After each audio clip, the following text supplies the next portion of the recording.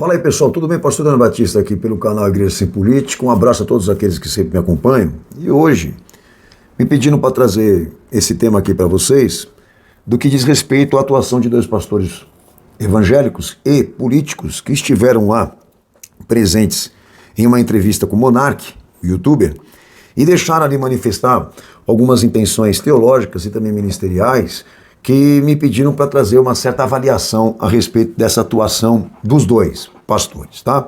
Então, meu tema com você hoje aqui são essas duas entrevistas, e eu quero, obviamente, identificar com vocês aqui, no que esses homens se manifestaram, o comportamento e a atuação desse sistema político-religioso, que, obviamente, a gente vem trabalhando com vocês aqui, as engrenagens e como funciona a atuação daquilo que, na verdade, para nós é nada mais do que um mecanismo de emancipação institucional, não só para a franco-maçonaria, como para aquilo que a gente já chama de ordem mundial, tá bom? Então, nessa entrevista, são duas entrevistas, tá? Estavam presentes ali o deputado pastor Otônio de Paula, que em podcast com o Monark, afirmou a seguinte questão: viver uma guerra espiritual política para que a direita política chegasse no poder com a garantia de uma democracia. E afirma que estava com a palavra de Deus, com ele para entregar ao Monark, e que esta posição, né, dele, ministerial, exigia uma luta com inteligência emocional. Sinceramente, eu não entendi o que esse cara quis dizer com isso, inteligência emocional. Mas nós estamos aqui para traduzir mais ou menos as intenções, obviamente, de cada um deles. E por um outro lado, o deputado Marcos Feliciano, que também é pastor, que no mesmo podcast, o mesmo afirmou ser devoto de algumas teorias de conspiração, a exemplo de que existiam grandes famílias que mandam no mundo, mas que em nome dessa luta contra o mal, como o outro, colocou o seu nome na política para reverter o que ele chamou de anticristo ou mal social. Então os dois, por mais que venham a diferir, né, nesta lógica do que diz respeito à política nacional e internacional, ambos atuaram com as mesmas prerrogativas ou elementos do que é o sistema político-religioso, dar esperança à humanidade pelo sistema político-religioso. Bom, por um outro lado, o Monark, o youtuber, assume uma posição, agora é interessante isso para vocês, de não só reconhecer, como também combater o funcionamento de uma ordem de um sistema mundial feita de oligarcas e sinarquia, ok? Que ele reconhece isso, que esse sistema existe para assegurar a superioridade hegemônica transnacional e geopolítica da ONU, e que todos os estados federativos estão envolvidos, como também financiam a agenda globalista de 2030 a 2050. Isso, obviamente, eu estou acrescentando algumas coisas a mais do que ele deixou claro na entrevista, tá? O que, na verdade, a gente sabe, e já estudou sobre isso, que esse golpe mundial vem por uma quarta revolução industrial, que no caso aqui, anticristo para nós é uma pressão material, ok? É a quebra das autonomias federativas, é a tecnocracia, para vocês poderem entender. Mas em compensação, o Monark, o youtuber, interessado, obviamente, em entender um pouco mais sobre escatologia, ou então o que os pastores poderiam dizer a ele do que diz respeito ao que está acontecendo agora no mundo, que é a visão já da subida dessa nave de um poder supranacional, com quebra de liberdades, quebra de nação, divisões geográficas e etc, etc, ele recebe esses dois palhaços lá para querer representar isso, uma coisa que já é antiga, que já é repetitiva, e eu vou trabalhar isso com vocês, tá? Esses dois lados, o lado de um que quer esclarecimento bíblico, até teológico e político do que está acontecendo, e obviamente posicionado o monarca a querer de repente combater, eu não sei o que ele é, se ele é um anarquista, né? Mas tentando reconhecer e combater o que está acontecendo agora no mundo, até mesmo nessa nação. E esses dois pastores políticos querem dizer para eles que a palavra que Deus tinha dado para eles, para entregar para ele lá, é de que ele acreditasse nos políticos eleitos pela igreja. Mas vamos lá, vamos agora direcionar essa questão. Os dois, tanto o Anthony, né, como o Marcos Feliciano, representam aí as contradições do sistema político-religioso. E ambos defendendo que o cristão deve estar na política como mecanismo regulador de vida pública e também gestão de novas leis. E mais, que nessa gestão imponha-se valores cristãos e o Estado passe a ser usado por gente eleita pela igreja para refrear o mal social e moral. Os dois são a favores dessa tese e atuam teologicamente, politicamente, da mesma forma. Qual a raiz da ativação desse pensamento? Senhores, isso aqui é a aristocracia cristã.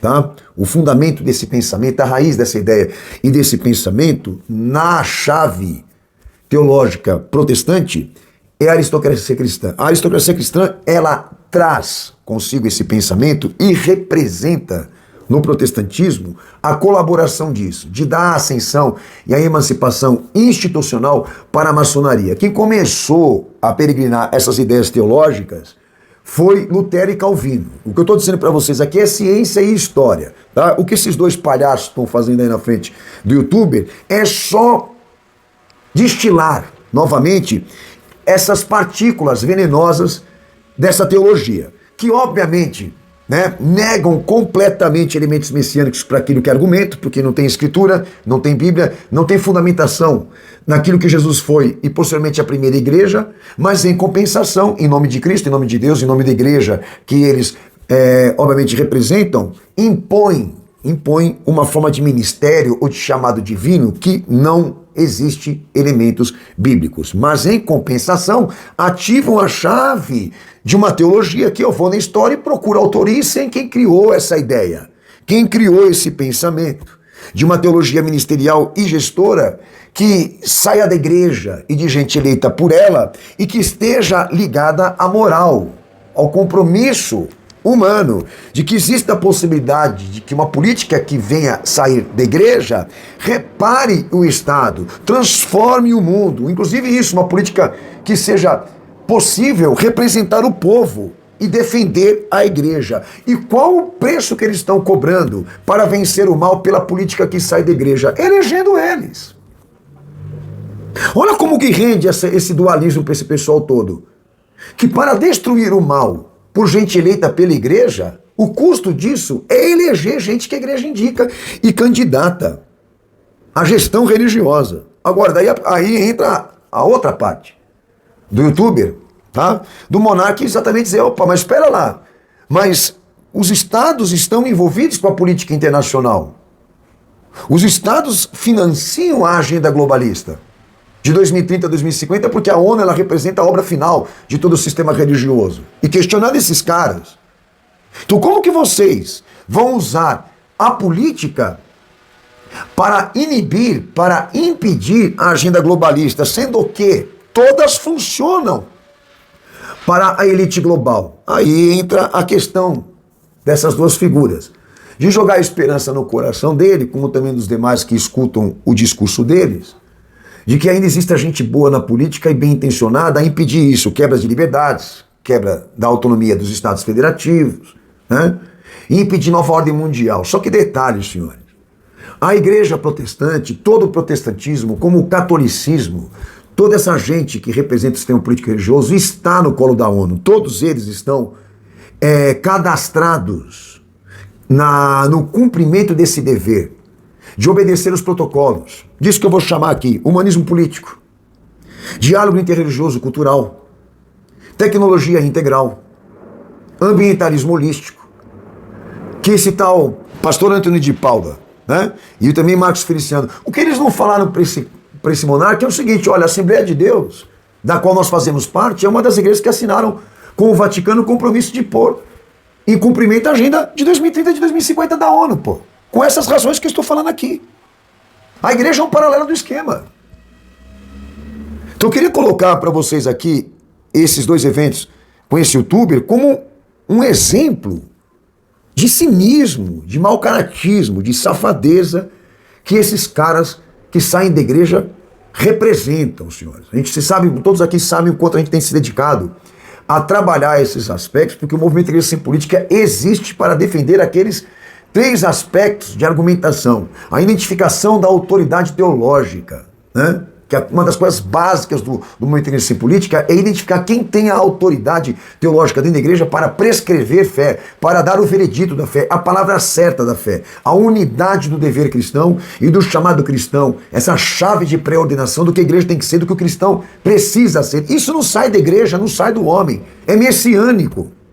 E esses caras estão negando totalmente elementos bíblicos e messiânicos naquilo que eles ensinam e falam. E quando falam, falam com esta origem de atuação e argumentação de uma chave de pensamento teológico que serviu para ativar a emancipação do protestantismo maçônico anticlerical, que foi usado por Calvino e Lutero no início para dar à maçonaria a versão institucional por templos. Aí vai entrar protestantismo batista, presbiteriano, metodista, e aí vem uma cambada que está no Pacto de Lausanne de 74, que posteriormente vieram, obviamente, se unir, né? A WA e a NAI, que são estruturas mundiais da ONU que agregam igrejas para si com o objetivo de que elas sejam usadas para a cooperação e desenvolvimento das metas do milênio, das metas da nova educação mundial. A gente tem a lista de todos esses caras, eles são agentes disso aí.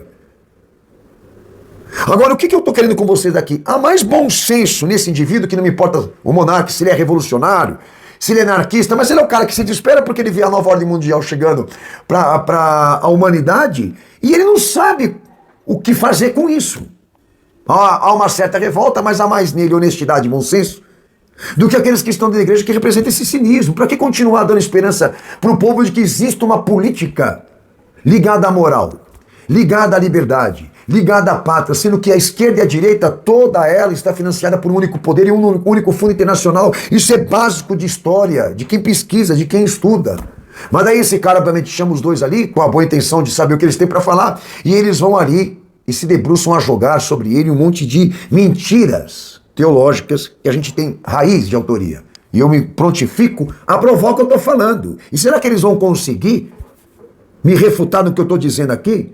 De que essa ideia que eles usaram para querer incentivar o monarca a acreditar que existe uma política nacionalista, tá? E que funciona em defesa do povo e da pátria, será que eles vão conseguir me convencer de que essa ideia teológica seja deles, de que isso que eles estejam falando venha das escrituras? Porque eu consulto e o que eu encontro é isso, que essa mentira foi pronunciada lá atrás pelo protestantismo, criado pela ordem mundial, para levar essa ilusão para dentro das igrejas de que Deus pode governar pelo parlamento e pode usar o Estado para impedir o anticristo, ou então isso, de impedir ou então transformar o mundo do caos social e moral. Só que tem este detalhe: o caos gera lucro, o caos gera precedentes para a ordem mundial. Vocês imaginam aqui um mundo sem caos? Um mundo sem caos, senhores, não tem lucro. Não há razões de discurso. Quem cria o mal representa o bem no que eu estou explicando aqui.